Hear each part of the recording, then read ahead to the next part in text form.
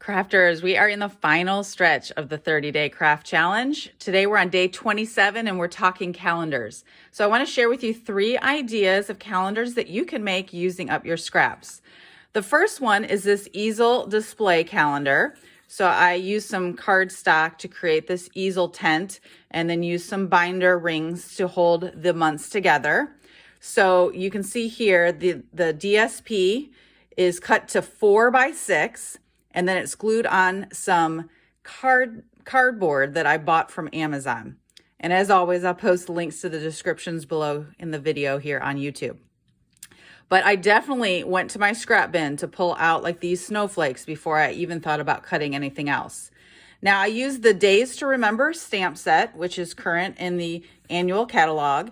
And it does have the months of the year, but of course, you know, I love the playful alphabet dies, so I cut a lot of those.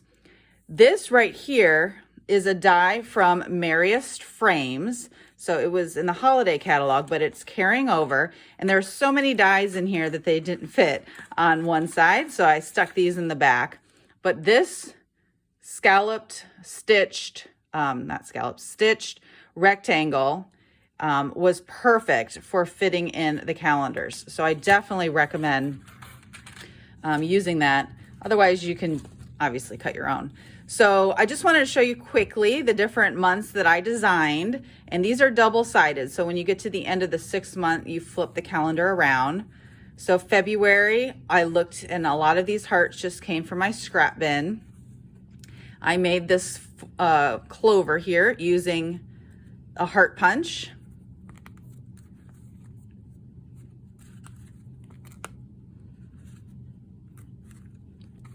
June was definitely made using leftovers from Paper Pumpkin, some crumb cake cardstock that I just ripped here.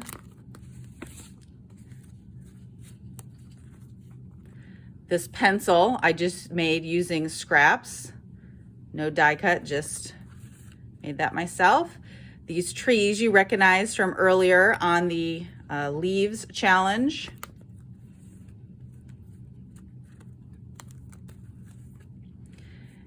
And so I just found this was a great way to use up paper that was sitting around. So that's one idea for a calendar that you can make. The second idea for a calendar is an advent calendar. Now, Stampin' Up! Had one of these a couple years ago, and I love that one.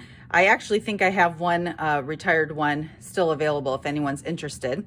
But I've been making these for years. And so these are the kind that I would normally make.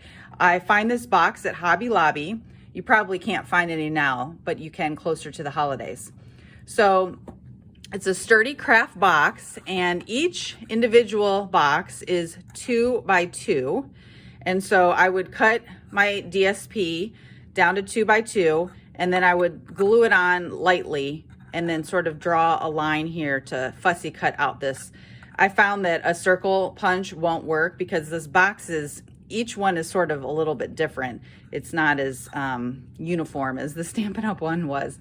But anyhow, so then once I get the paper on, then I add the number. These were stickers that I think I had on hand, but I definitely, as always, recommend the playful alphabet. These numbers work beautifully on this box. But anyhow, you'll want to make sure you have Mod Podge because you'll want to adhere that underneath and on top when you get each of them finished. And I think it's just a great way to use up your DSP. I actually have a baggie here of 2 by 2 squares that I was planning on making like a wood patterned one that I thought would be fun. So just find some coordinating DSP and cut it down to 2 by 2. And even if you don't have the calendar box yet, you could always make the squares and then add the numbers so that you'll be ready when these kinds of boxes become available. I find they're great for if you have kids or grandkids. It's been a really fun tradition in our house, and my kids love it even to this day. We used to put candy in all the boxes, but as they've gotten older, we've changed things up. And now we actually put a little activity in each box. So at the beginning of the day or whatnot, they'll pull the activity and they'll know, oh, tonight we're making hot chocolate and cookies or something like that. Another idea would be to put the Christmas story So you would put different verses from the Bible, and you would just read a couple verses each day and put those strips in the boxes as well. So just some ideas for making an advent calendar. And the last idea I have is making what's called a paint swatch calendar. So I made this with paint swatches that I got at my local hardware store. This frame is from Michael's, and I just arranged them in such that I could create a calendar. And then you can see I have a dry erase marker hung over on the side, so I can change it up each month to show the different events coming up at my house. So I made this a long time ago, and I've always thought in the back of my mind, I should change this up and make these Stampin' Up! Color swatches.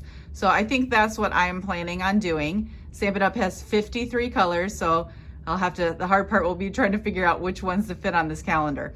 But in any case, I thought it could be a fun idea for you to maybe even make a color ring, just showing off the different Stampin' Up! Colors. So here's my color ring of the different 53 colors, and I do have them labeled so people could see the difference in colors.